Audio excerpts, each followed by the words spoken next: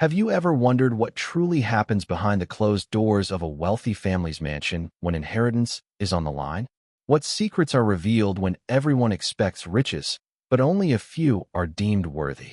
Tonight, I'll take you into one such story, a tale that begins with greed, silence, and whispers, but ends with a revelation no one saw coming.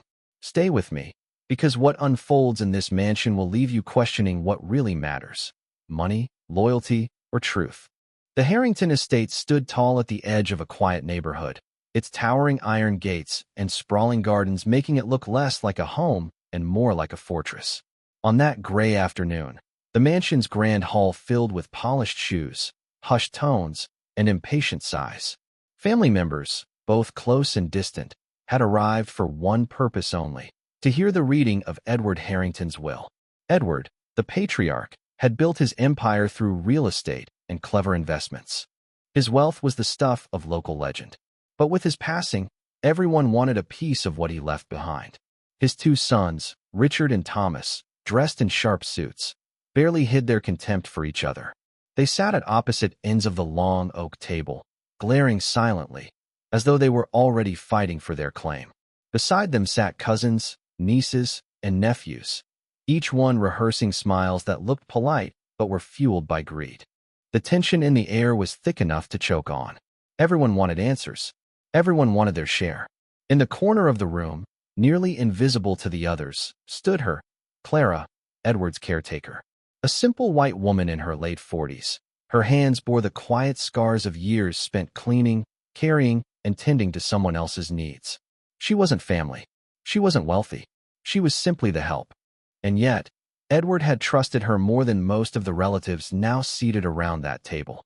Still, in this moment, she kept her head low, avoiding their sharp glances, as if she wasn't meant to be part of what was about to unfold. And then there was Daniel. Tall, calm, and composed, he stood near the front as the family lawyer. A black man in his early 40s, Daniel carried himself with quiet dignity. Most in the room didn't see him as anything more than the messenger, just the man who would read the papers and leave. But there was something in his eyes, something steady and knowing, that suggested he understood more than he let on.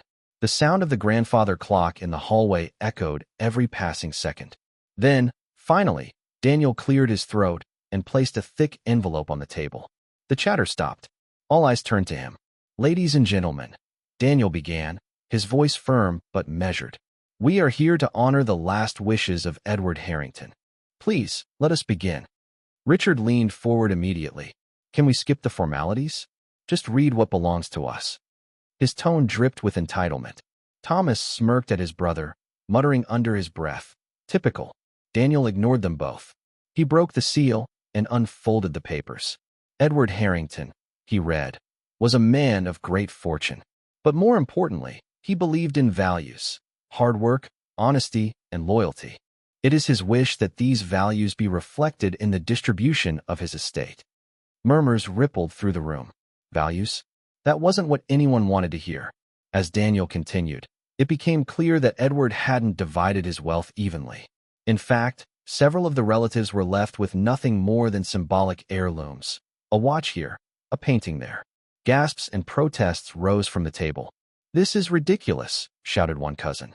"I gave him years of my life." But Daniel pressed on, his voice unwavering. And then came the line that silenced even the loudest complaints. "To Clara Matthews," Daniel read slowly, "who cared for me not out of duty, but out of compassion, I leave a trust that ensures she will never want for anything again." The room froze. Dozens of eyes turned toward Clara, who shrank into her chair, her face flushed. Her? The cleaning lady? The caretaker? How could this be? Richard slammed his fist on the table. "This is absurd. She manipulated him. She doesn't deserve a cent." Clara shook her head, tears welling in her eyes. She hadn't expected this. She hadn't asked for it. She wished she could disappear into the floor. But before the shouting could spiral further, Daniel raised a hand. "There is more." His eyes swept the room, his calm presence silencing the chaos. "Mr. Harrington left one final condition in his will.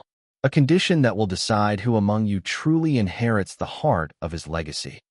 Every head tilted in his direction. Even Clara lifted her gaze. What was this condition?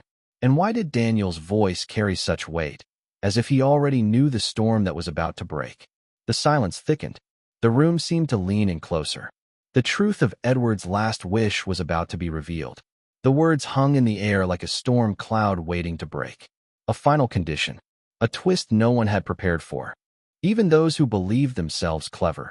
Richard with his sharp tongue, Thomas with his smug smile, shifted uneasily in their seats. They knew Edward Harrington had been a man who loved puzzles, who believed in tests of character.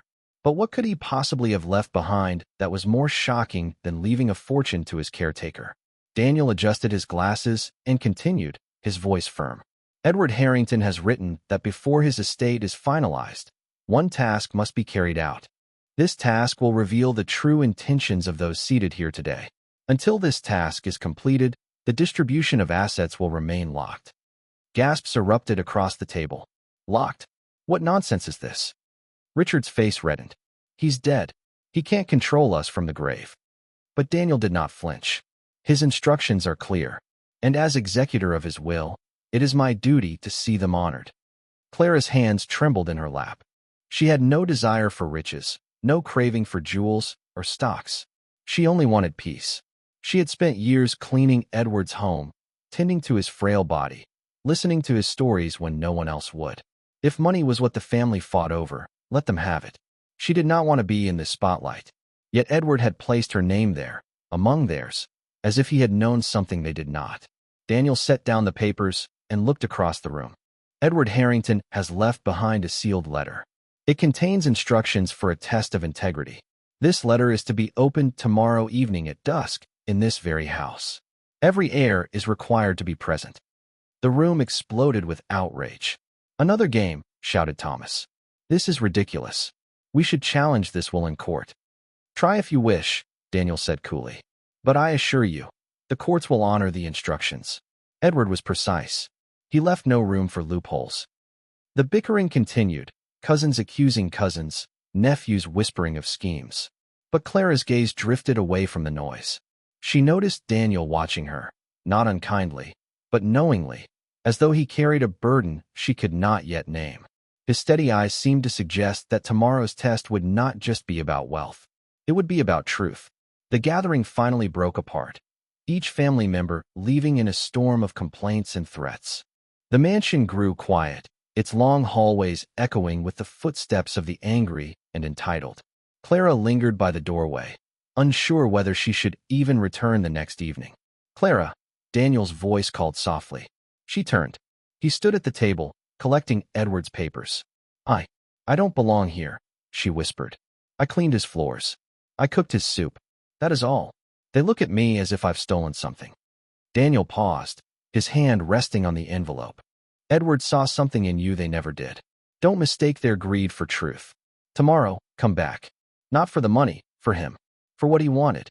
Clara swallowed hard, nodding slowly. But as she walked through the dark corridors toward the exit, she could not shake the unease in her chest. The next evening came quickly.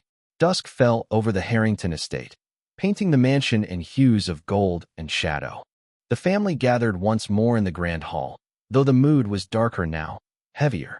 Richard whispered furiously with a lawyer he had dragged along. Thomas paced like a caged animal.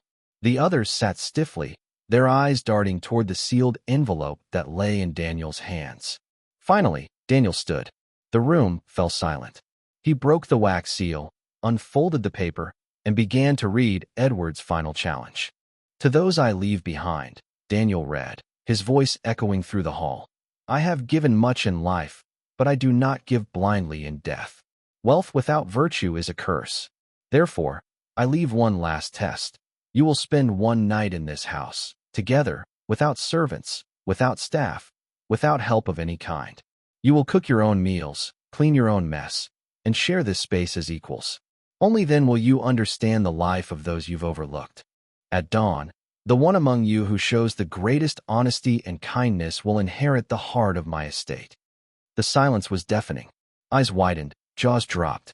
A night of chores? Cooking? Cleaning? The Harringtons had never lifted a finger in their lives. Richard laughed bitterly. This is insane. We're not children.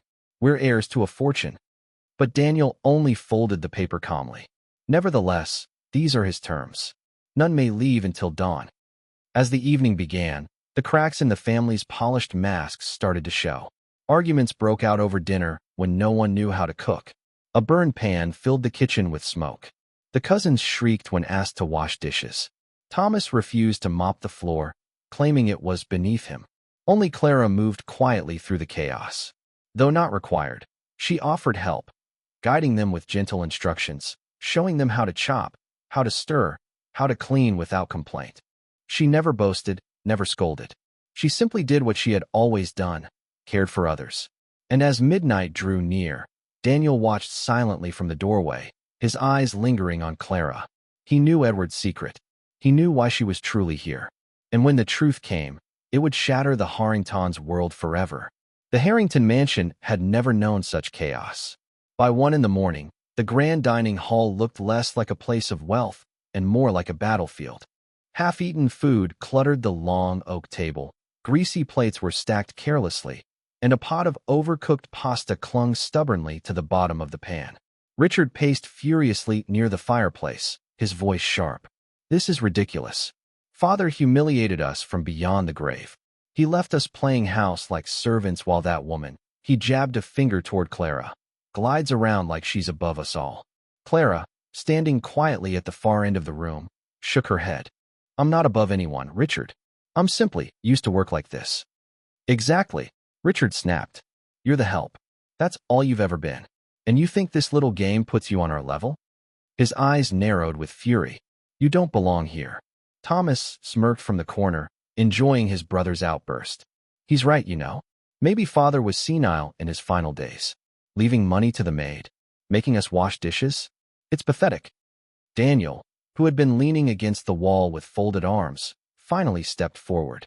His voice was calm but carried authority. Edward Harrington was not senile. Every word in that will was deliberate. If you can't see that, perhaps you don't deserve a cent of his fortune. The room quieted, though resentment still burned in Richard's eyes. Meanwhile, the cousins and nieces, tired and irritable, complained endlessly. "This is degrading. Why should I have to scrub anything? My nails are ruined." By 2 a.m., several had retreated to their guest rooms, slamming doors behind them. But Clara remained. Quietly, she gathered dishes, rinsed them, and stacked them neatly. She swept crumbs from the floor. She even brewed tea for those who hadn't stormed off. She never sought praise. Her hands moved with the rhythm of years spent unseen, doing work others thought beneath them. At one point, a younger niece named Amelia wandered into the kitchen. She was barely 20, a college student more curious than greedy. She watched Clara scrub a pot with steady patience. "Why do you keep helping them?" Amelia asked softly. "They're awful to you." Clara smiled faintly, though her eyes looked tired. "Because someone has to. Anger only makes the night longer. Kindness makes it bearable." Amelia said nothing, but for the first time, doubt flickered across her face. Hours passed. The mansion groaned with silence, broken only by the occasional bickering of Richard and Thomas. Clara tidied the living room, placing Edward's favorite chess set back in order. As she did, she remembered his voice, the way he would sit by the fire, coughing but smiling, saying, "Asterisk, wealth means nothing if you've never bent down to lift someone else." Asterisk. By 4 a.m., exhaustion weighed on everyone. Shadows stretched across the hall, and the storm outside rattled the windows. Daniel moved quietly among them, observing. He carried a small leather notebook, jotting down details as though keeping score. Richard noticed and sneered. "What are you writing, Daniel? Notes for your little report? Don't fool yourself. You're just an employee here. Nothing more." Daniel's jaw tightened, but he didn't rise to the bait. Instead, he replied simply, "I was Edward's lawyer for 15 years. I knew him better than most of you. And I assure you, he trusted me with far more than papers." Richard scoffed and turned away, but unease flickered in his eyes. The night dragged on. Tasks that seemed simple to Clara were impossible for the Harringtons. A broken glass sent Thomas into a rage.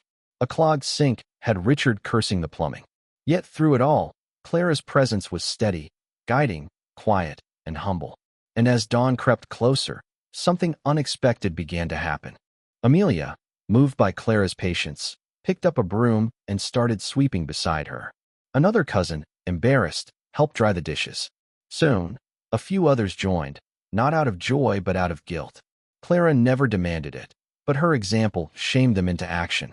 By the time the first rays of sunlight broke through the mansion's tall windows, the dining hall was orderly again. The chaos of the night was gone, replaced by a fragile, uneasy calm. At 7 o'clock sharp, Daniel gathered everyone once more around the oak table. His leather notebook rested before him. The heirs looked weary, their suits wrinkled, their faces pale from lack of sleep. Clara, though tired, stood with quiet composure. Daniel cleared his throat. The night has passed. Edward Harrington's instructions are clear. Now it falls to me to declare who has shown the greatest honesty and kindness. Every head snapped toward him. Richard leaned forward, his eyes burning. And I suppose you'll say it's her. The maid. That's what Father wanted, isn't it? To embarrass us and hand it all to her? Daniel did not respond immediately. He let the silence stretch until even Richard shifted uncomfortably. Finally, he said, "Not everything is as it seems. Edwards will hold one final revelation. One none of you expect." Gasps and murmurs filled the room.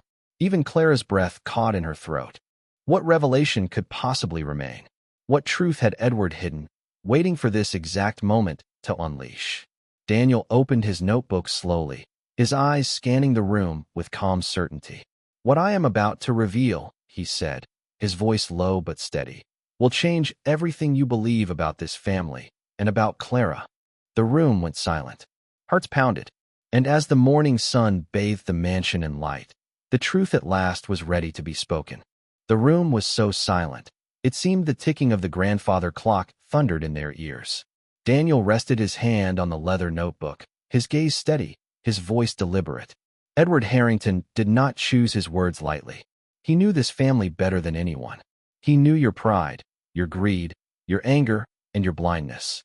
That is why his will was written as both a test and a confession. Richard slammed his fist against the table. "Enough riddles. Just tell us who inherits and be done with it." Daniel's expression didn't falter. "Very well. The inheritance was never simply about who would serve one night in this mansion. It was about who understood Edward's true legacy." He turned slowly toward Clara. Her hands tightened on the edge of her chair, her breath caught.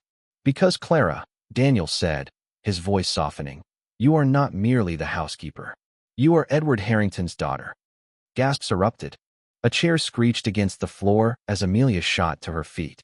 Thomas's face drained of color, while Richard's mouth opened in shock before twisting into rage.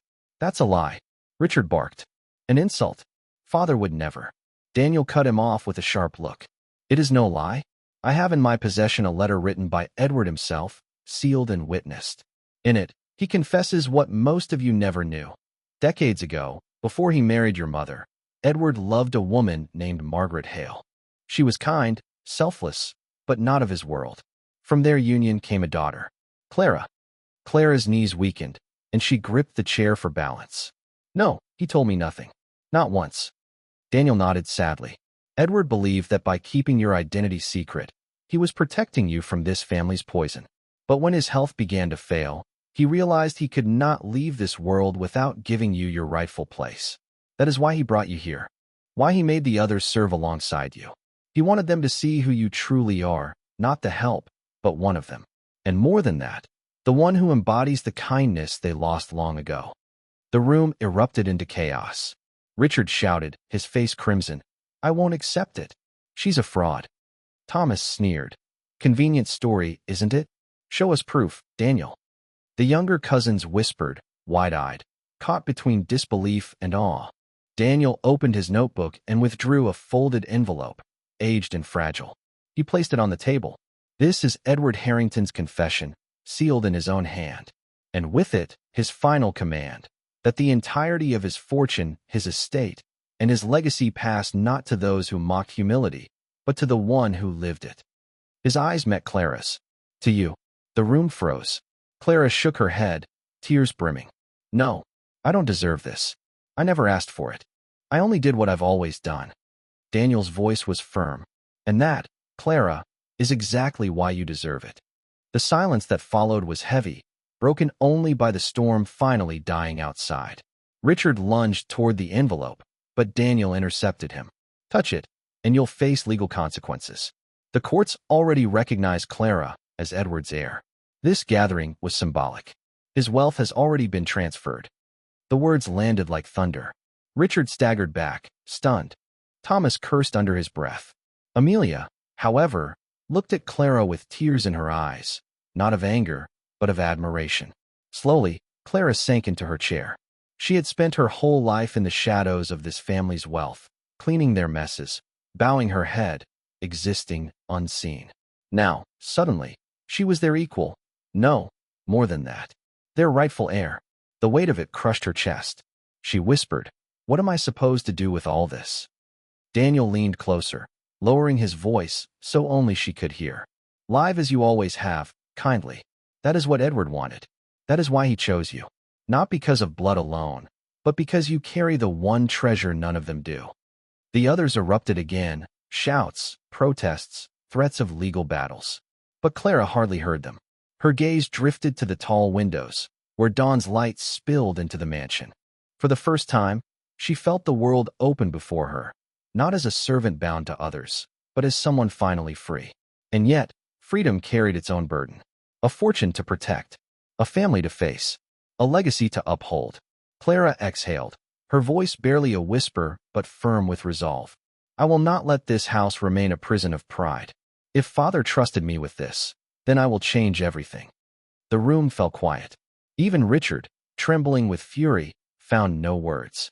For in that moment, they all saw it. Clara's quiet strength, the same strength Edward Harrington had seen long ago.